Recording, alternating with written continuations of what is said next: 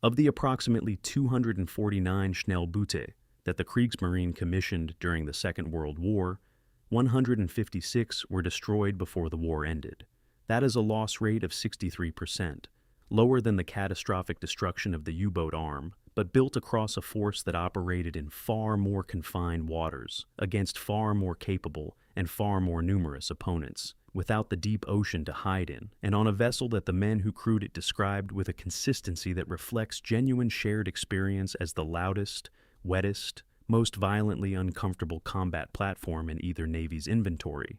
The men who chose to serve on E-boats, and it was a choice in the early war years, when the Schnellboot arm attracted volunteers the way any fast and aggressive unit attracts men who want to be at the sharpest edge of what their service offers, were choosing something that the recruitment materials described as the pinnacle of naval aggression, and that the operational record describes as 63% destroyed.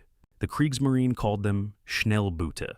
The English called them E-boats, the E standing for enemy, a designation that reveals more about how the British experienced them than about what they actually were. The crews who sailed them had their own name, the one that appears in every post-war account, and that captures something the official designations missed. They called them the boats, not the fast boats, not the torpedo boats. Just the boats, in the way that men in a specific and demanding service develop a shorthand for the thing that defines their existence. This is the story of what the boats were, and what living on them and fighting from them actually cost the men who did it. Start with the machine, because the Schnellboot's specific physical character was so unlike any other vessel in either Navy that understanding what the crew lived inside is essential to understanding anything about the service they performed. The standard Schnellboot of the mid-war period, the S-100 class that equipped most of the operational flotillas from 1943 onward, measured 34.5 meters from bow to stern and just over 5 meters at the beam. She displaced approximately 112 tons at full load, which made her roughly comparable in size to the American PT boat at first glance, and fundamentally different from it in almost every other respect. Where the PT boat was built from plywood and mahogany, the Schnellboot was built from steel and wood in a composite construction that gave her structural strength well in excess of anything the American boats could match. She could absorb small caliber hits that would have penetrated a PT boat's hull and continued fighting. She was not invulnerable, but she was built from materials that gave the crew a fighting chance when rounds arrived through the hull, rather than the plywood walls of the American boat that offered approximately the same protection as a garden shed. Her propulsion was 3 Daimler-Benz MB501 diesel engines, each developing 2,000 horsepower at full output, producing a combined 6,000 horsepower, driving 3 shafts to a maximum speed that the S-100 class achieved of 43.5 knots on trials and something between 38 and 42 knots in actual operational conditions, depending on sea state, fuel quality, and the condition of the engines. This speed was not a secondary characteristic. It was the E-boat's primary tactical weapon, its primary defensive capability, and the source of most of the physical conditions that made serving aboard one the specific experience it was. Her armament was 2 standard torpedo tubes, one each in the forward positions on either side of the bow, firing 533mm G7A torpedoes. She also carried 2 20mm Oerlikon cannon in twin mounts and, in later war configurations, a 40mm Bofors-type rapid-fire cannon on the stern. Some boats were armed with mines rather than torpedoes for specific mine-laying operations, and configurations varied between operational flotillas based on the specific mission requirements of their theater. Her crew numbered between 21 and 23 men, depending on configuration. A commander who was typically an Oberleutnant or Kapitänleutnant, a watch officer, a navigator, 3 engine room mechanics, a radio operator, a torpedo man, and a complement of gunners and seamen who formed the working crew of the deck and weapons positions. 21 men in a 34.5-meter hull. The space this provided each man was not generous. It was not the catastrophic compression of a U-boat, where 50 men lived in a pressure hull, designed around their weapons and their engines, with every cubic meter of habitable space contested. It was a different kind of inadequacy, one shaped by the Schnellboot's specific design priority. These were high-speed attack vessels, not ocean patrol vessels. Their living spaces reflected an architectural philosophy that assumed the boat would be at sea for a night patrol of 8 to 12 hours, return to its base, and not require the sustained habitation that a U-boat or a destroyer or any ocean-going vessel needed to support across weeks or months of continuous service. This philosophy was accurate for the early war period and progressively less accurate as the war extended, and the operational tempo increased, and the bases the boats returned to were themselves subjected to Allied bombing that sometimes destroyed the facilities and occasionally destroyed the boats themselves at their moorings. The forward crew quarters occupied a compartment below the main deck in the bow. It contained berths for most of the enlisted crew, a small table, and the minimal stowage that a boat of this size could provide. The officers had a slightly separate space aft of the crew quarters. The captain had the closest thing to private accommodation the boat provided, which was a curtained alcove rather than a room in any meaningful sense of the word.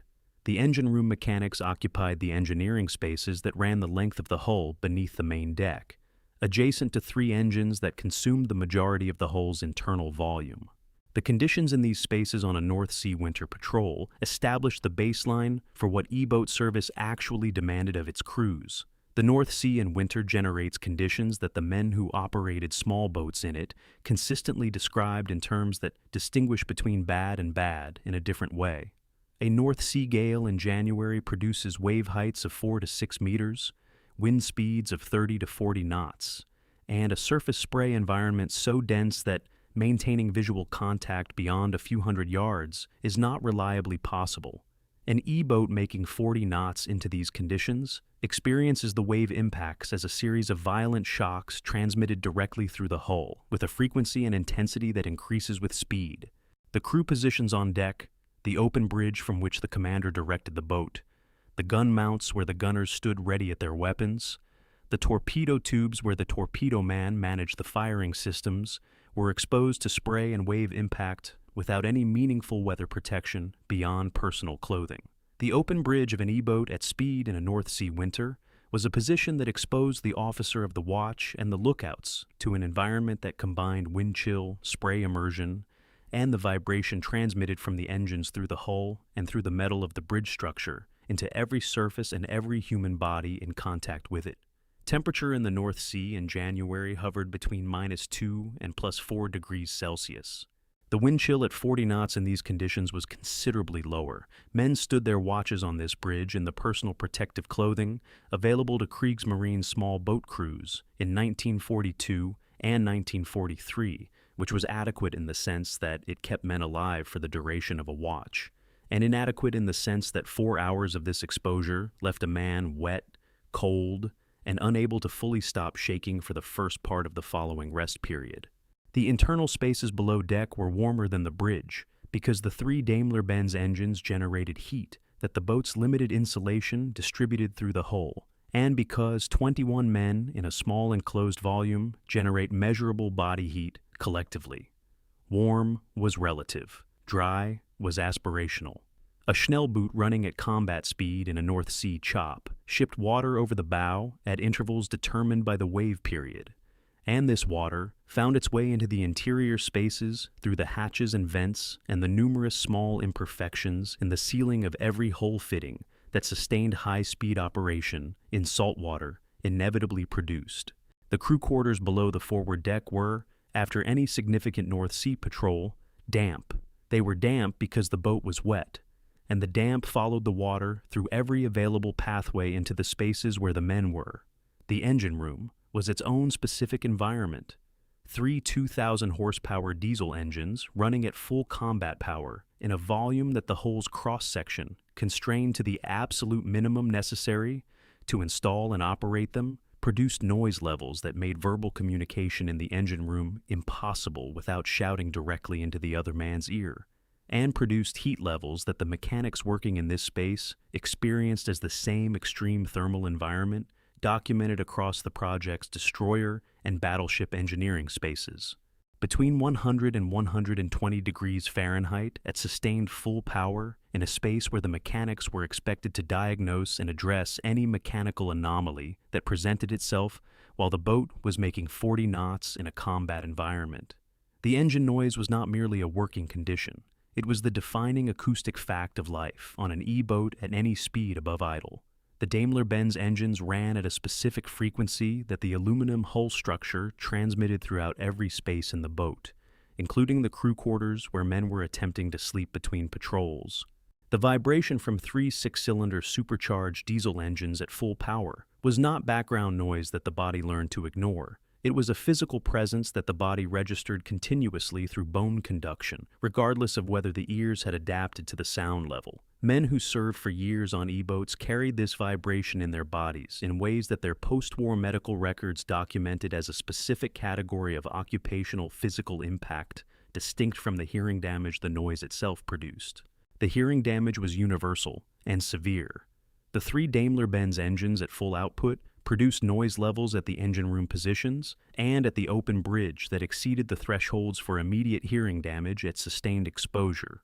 The Kriegsmarine provided some hearing protection for engine room mechanics, but the tactical communication requirements on the bridge and at deck positions made wearing effective hearing protection during operations impossible. A lookout who could not hear warning calls from adjacent crew members was a tactical liability. A torpedo officer who could not hear the commander's firing orders was operationally useless. The choice between protecting hearing and performing the job's tactical requirements was not a real choice. The men chose the job, and their hearing suffered the consequences across thousands of hours of exposure during operational service that, for the most active flotillas, meant combat patrols on 30 to 40 nights per month during operational periods.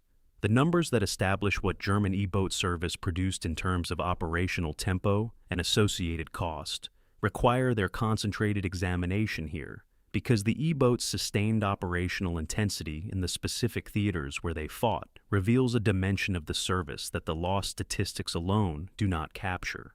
The primary operational theaters for the German Schnellboote were the English Channel and the North Sea, with significant operations in the Baltic Sea following the Eastern Front's advance and retreat, and more limited operations in the Mediterranean, where the Kriegsmarine deployed 3 flotillas at various points during the North African and Italian campaigns.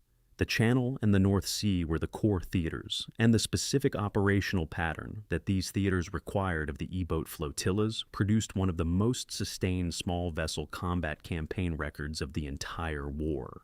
Between September 1939 and May 1945, the E-boat flotillas based at IJmuiden, Den Helder, Cherbourg, and later at Dutch and German ports as the operational situation forced withdrawals, conducted operations in the Channel and the southern North Sea that the flotilla war diaries record as several thousand individual patrol sorties. The frequency of operations during the active periods, particularly the years from 1941 through 1944, when the flotillas were at peak strength and the Allied convoy traffic in the Channel was at its densest and most valuable as a target, meant that E-boat crews were at sea on operational patrol on a significant percentage of available nights, with the intervals between operations used for maintenance, rearming, and the minimal rest that the operational tempo permitted. The Channel operations targeted the convoys that moved British coastal shipping along the English coast, carrying coal, iron ore, food, and military equipment between East Coast ports. These convoys were essential to the British war economy, and they were escorted by destroyers and aircraft that grew progressively more capable throughout the war. The E-boats attacked at night, at high speed, using torpedo attacks from close range, and attempted to withdraw at maximum speed before the escorts could effectively respond. The fundamental geometry of the Channel attack was this. The E-boats ran from their French or Dutch bases across the Channel at maximum speed in darkness, found the convoy route using the knowledge accumulated from previous patrols and the intelligence available from reconnaissance aircraft and radio intercepts, attacked the convoy with torpedoes from ranges between 500 and 1,500 meters, and then ran for home at full speed before dawn and before the British destroyer escorts could organize an effective pursuit. The entire operational sequence from departure to return typically ran 8 to 12 hours, with the attack itself occupying a period of perhaps 20 to 40 minutes of that total. This sounds, in summary, like a specific and definable tactical problem with a specific and definable solution. In practice, it was something considerably more demanding because the channel is not an ideal operating environment for any small vessel, and it is specifically challenging for high-speed craft because of the tidal currents that run through the narrow waters between England and France, and that produce sea states in the shallower portions of the channel that are rougher and more irregular than the open ocean swell at the same wind speed. The shoaling of the water changes the wave behavior in ways that small boat operators know from direct experience, and that become specifically relevant at speeds approaching 40 knots, where the hull is encountering wave patterns that the flat water design speed of the boat was not optimized for. The standard E-boat attack approach required reducing speed as the boat entered the attack run to minimize the bow wave and engine noise that a high-speed approach would produce, allowing the British convoy lookouts to detect the approaching boats at longer range. Reducing speed for the attack run meant accepting the specific motion characteristics of the Schnellboot at lower speeds and channel conditions, which were less stable than at full planing speed, where the hull rode over the wave tops rather than through them.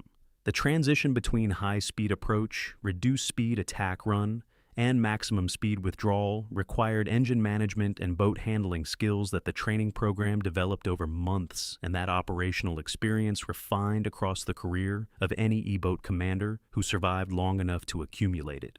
The specific incident that most directly illustrates what German E-boat service produced in its most catastrophic documented moment for the Allied forces they were fighting is the attack on the convoy escort and landing craft group designated the Exercise Tiger Convoy on the night of April 27th to 28th, 1944, an event documented in detail in the existing project scripts, covering the LST from the American perspective and requiring examination here from the German side. Exercise Tiger was an American rehearsal for the Utah beach landings, conducted in Lime Bay off the Devon coast. Convoy T4, consisting of 8 LSTs carrying American troops and equipment, was transiting through Lime Bay under escort when 9 E-boats from the 9th Flotilla, operating out of Cherbourg, made contact with the convoy in the early hours of April 28th. The action that followed lasted approximately 30 minutes and produced what remained classified information for over 40 years. LST-507 was hit by a torpedo and burst into flames almost immediately, the fire spreading through the vehicle deck where fuel and ammunition were stored. LST-531 was hit by 2 torpedoes and sank in 6 minutes. LST-289 was hit, but survived with significant casualties. 749 American soldiers and sailors were killed. The German perspective on the Exercise Tiger action, reconstructed from the 9th Flotilla's war diary, and the action reports filed after the boats returned to Cherbourg, provides the specific operational context that the American accounts of the disaster naturally do not dwell on. The 9th Flotilla's commander, Korvettenkapitän Bernd Klug, had taken 9 boats out on a routine convoy interdiction patrol in the Channel. The initial contact with the American convoy in Lime Bay was made by radar, the boats closing from the south in the darkness, with the advantage of having detected the convoy before the convoy's escorts had detected them. The attack was executed at close range in the confusion of a convoy that was not organized for the specific threat the E-boats presented, and whose escort had been reduced by a communications failure that had sent the designated escort vessel to another location. The E-boats fired their torpedoes, observed the hits, and withdrew at maximum speed westward along the Devon coast before the surviving escorts could organize a pursuit. Klug's after-action report described the engagement in the professional language of a commanding officer filing a satisfactory patrol report, the number of torpedoes fired, the number of observed hits, the estimated tonnage sunk, the withdrawal course. There was no indication in the report that the 9th Flotilla understood the specific significance of what they had attacked, the training exercise for the Normandy invasion, the presence of thousands of American soldiers, the scale of the catastrophe their torpedoes had produced. They had attacked a convoy. The convoy had included large landing ships carrying considerable numbers of troops. The attack had succeeded. the E-boats returned to Cherbourg before dawn, and refueled and rearmed, and were available for the following night's patrol within hours of returning. This operational cycle, the ability to execute an attack and return to operational readiness within hours, was both the E-boat's primary tactical advantage and the mechanism that produced the specific form of sustained stress that the service imposed on its crews. A U-boat crew that completed an Atlantic patrol had weeks or months before the next one. An E-boat crew that completed a channel attack was available for another one the following night.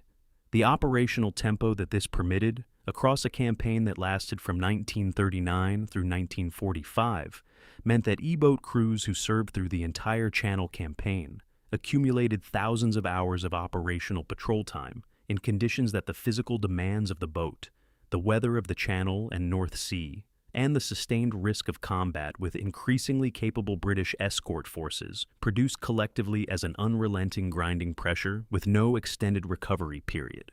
By 1944, the operational environment had changed substantially from the early war years, when the E-boats had attacked with relative freedom across convoy routes that were only beginning to develop the defensive systems that would eventually contain them.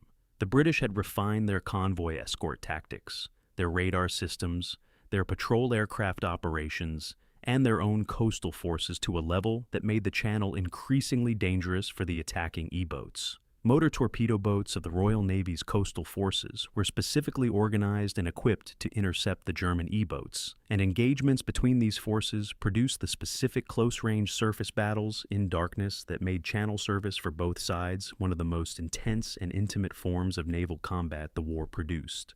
A channel engagement between German E-boats and British MTBs, or destroyers at night, at ranges measured in hundreds rather than thousands of meters, with torpedoes, cannon, and machine guns firing in both directions in darkness, with the only illumination coming from whatever tracer the weapons produced and whatever fire the hits had started, was an engagement whose specific character left marks on the men who survived it that the post-war psychological literature has only partially characterized. The proximity, the speed of events, the specific combination of the boat's motion and the weapon's blast, and the knowledge that the hull was steel and the engine was powerful, but neither was sufficient against a direct hit at this range. These engagements lasted minutes and contained the accumulated decision-making pressure of hours of slower combat in the few minutes they occupied. The men who served in the E-boat flotillas through the entire Channel campaign from 1940 through the spring of 1944, when the invasion's approach and the subsequent Allied advance across France forced the surviving flotillas to withdraw to Norwegian and Baltic ports for the war's final year, carried the accumulated physical and neurological cost of that service in the specific forms that sustained small boat combat in the Channel produced. The hearing damage was universal. The spinal and joint damage from years of high-speed operation in North Sea conditions, transmitted through the hull into the crew's bodies at every wave impact, showed up in the post-war health records of E-boat veterans at rates that reflected sustained physical loading rather than individual injury events. The specific post-war psychological presentations that the surviving veterans' accounts describe, the inability to sleep through traffic noise, the reflexive alertness to engine sounds, the specific visual processing changes that years of watching dark water for threats from an open bridge had produced, accumulated across careers that, for the most dedicated E-boat officers, ran 3 or 4 years of sustained Channel operations. One of those men was Bootsman, Petty Officer Werner Steinberg of Hamburg, who served in the 2nd Schnellboot Flotilla from March 1941 through November 1944, participating in Channel operations throughout the active period of the flotilla's deployment and accumulating a service record that the flotilla war diary documents across more than 100 individual patrol sorties. Steinberg was 22 years old when he joined the flotilla. He was from Hamburg, a harbor city, and had grown up around ships in the way that people who grow up around working harbors develop a specific and practical relationship with the water that is distinct from either civilian admiration or military obligation. He had volunteered for the Schnellboot arm in 1940, for reasons he later described in a 1979 interview with a German naval history researcher as approximately half the appeal of the boats themselves and approximately half the appeal of not being in the U-boats. He said everyone who was going to serve somewhere small in the German Navy could read the casualty rates well enough to understand the comparison, and that the E-boats, while not safe by any reasonable definition, offered the specific consolation of being on the surface where you could at least see what was coming at you. He served as a petty officer on the boats through the raids on the East Coast convoys and through the attacks on the Channel convoy routes. He was at his gun position on the night of a Channel engagement in November 1942, when his boat, operating in a group of 4, attacked a British destroyer escort that had detected the flotilla and turned toward it. The engagement lasted approximately 12 minutes. In those 12 minutes, the boats fired torpedoes, engaged with cannon, took return fire from the destroyer's guns, and withdrew at maximum speed in the darkness. Steinberg's boat was not hit. The boat on its port side, approximately 300 meters away during the attack, was hit by the destroyer's guns and burned before it sank. 14 men from that crew were killed. 7 survived. He described this engagement in the 1979 interview with the specific compressed language that men who have had a great deal of time to think about something and have not been asked about it frequently develop. Precise about the sequence, spare about what it meant, specific about the details that the years had not softened into approximation. He said the other boat burned orange and that the orange was visible from a very long way away on the withdrawal. He survived the war. After the flotilla's withdrawal from Channel operations in the summer of 1944, he served in Baltic operations through the war's end. He returned to Hamburg in 1945 and worked for 36 years in the Hamburg Harbor Authority, managing vessel traffic in the port, approaches that he had looked out at from the windows of his childhood home. He retired in 1981. He died in 1994 at the age of 75. His daughter, in an account she provided to a Hamburg Maritime History project in 2002, described her father as a man who was entirely comfortable on any water in any weather, and who had one specific exception to this comfort. He did not like being on the water at night, not in a functional sense. He could do it and had done it throughout his working life when harbor operations required night shifts on pilot vessels and patrol boats. He did not like it, and the quality of his not liking it was specific and distinct from ordinary dislike. The way a person who has had a specific reason to be afraid of a specific thing carries that reason differently from someone who simply finds the thing unpleasant. She said she had asked him once directly what it was about being on water at night that he did not like. He said it was the specific moment before you knew whether what you were looking at in the darkness was something or nothing. He said in the Channel in 1942 and 1943, there were a very large number of moments like that on every patrol, and that the moment before you knew was the one that stayed, because what came after it either confirmed or denied what you had feared, and either way, it resolved. The moment before was the one that did not resolve. It was just the dark water and whatever was in it. He said after enough of those moments, they stopped needing the Channel to be present. They became portable. She said he told her this in 1983. She said she had not fully understood it at the time. She said she had understood it better after he died, and she was going through his papers and found, in a drawer in his study, a small notebook in which he had recorded, in ink that had faded to gray but that was still legible, the dates and approximate positions of every patrol he had participated in from March 1941 to November 1944. Not the events of those patrols, just the dates and the positions, every one of them. She counted. There were 119 entries. She said the last entry was dated November 14, 1944. The handwriting was the same as the first. She said she kept the notebook. She said she did not know what to do with the information it contained and had not thrown it away. She said she thought about the moment before knowing. She said she thought she understood now what he had meant. What would you have found hardest about serving on a German E-boat? The Channel crossings in winter, the engagements with enemy warships in the dark, or knowing that 63% of the boats never came home? Let us know below.